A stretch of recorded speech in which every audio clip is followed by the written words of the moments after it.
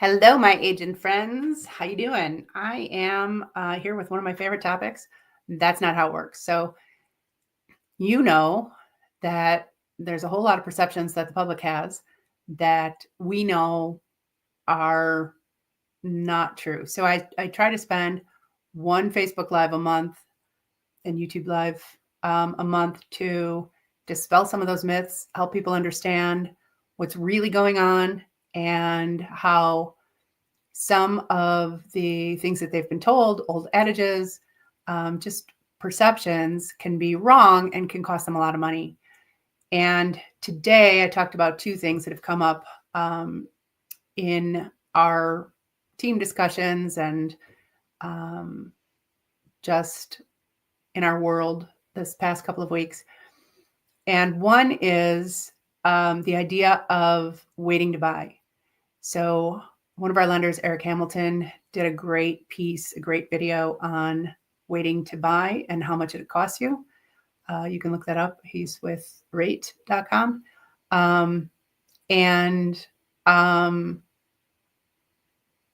all have buyers who want to wait for some reason, but if the reason they're waiting for is financial, it's probably the wrong way to go.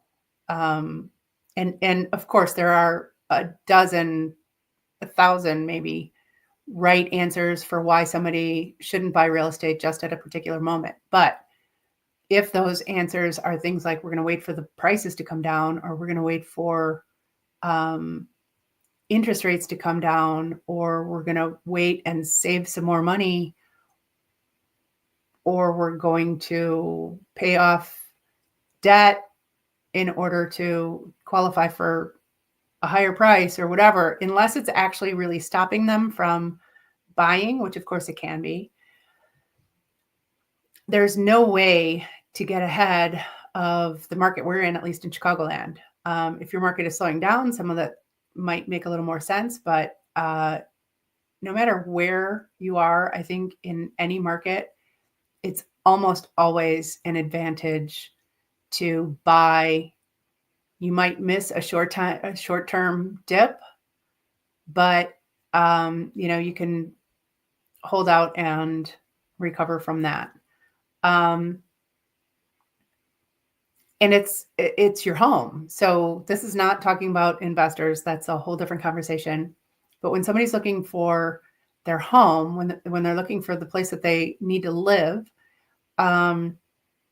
what are they sacrificing while they're waiting for some better environment that they have no control over? So make sure when you're talking to buyers that what they're looking at, what they're saving for, they're not thinking they need 20%. They're not, trying to shoot for the stars, maybe lowering their expectations of their very first house makes sense. But I have just seen so many people really hurt for the rest of their lives because they missed out on the kind of equity that they could have built over the past 10 years. So make sure that when you're talking to buyers on that side, they're looking at the right things and they're making the right decisions, and they're talking to a competent lender who can guide them through their specific situation.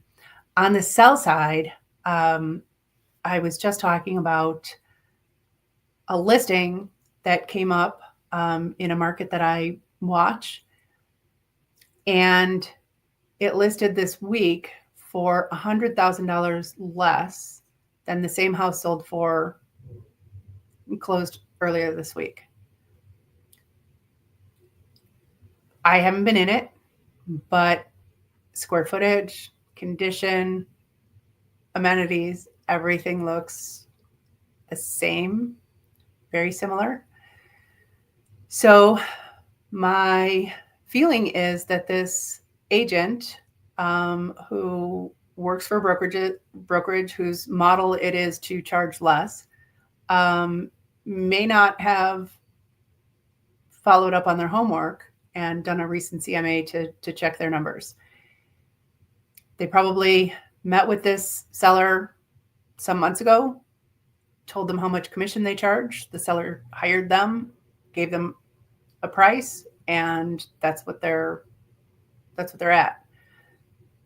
So that seller, instead of saving a percentage, is losing $100,000 from what I can tell. Now, maybe the market will bring it up somewhat from that, but that's a pretty hard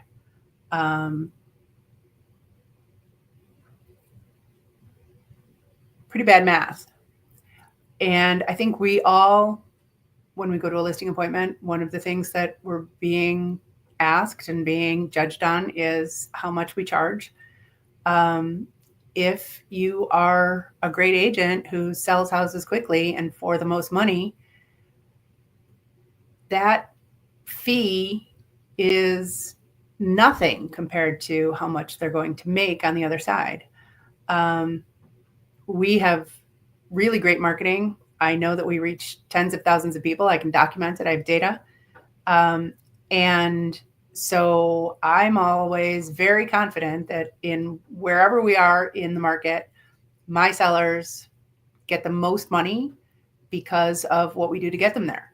So I don't know what that's worth, but it's got to be worth a little on the commission side, wouldn't you think?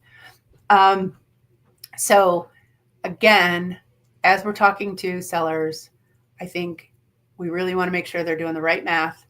That number, that sales price isn't written in stone. It's not going to be what they want it to be if all of the rest of the recipe isn't right. If they don't do the things that they need to do to get it in the right condition, if their agent doesn't do the right things to market it, it's not going to hit the top of that range, and they'll never know what that number could have been.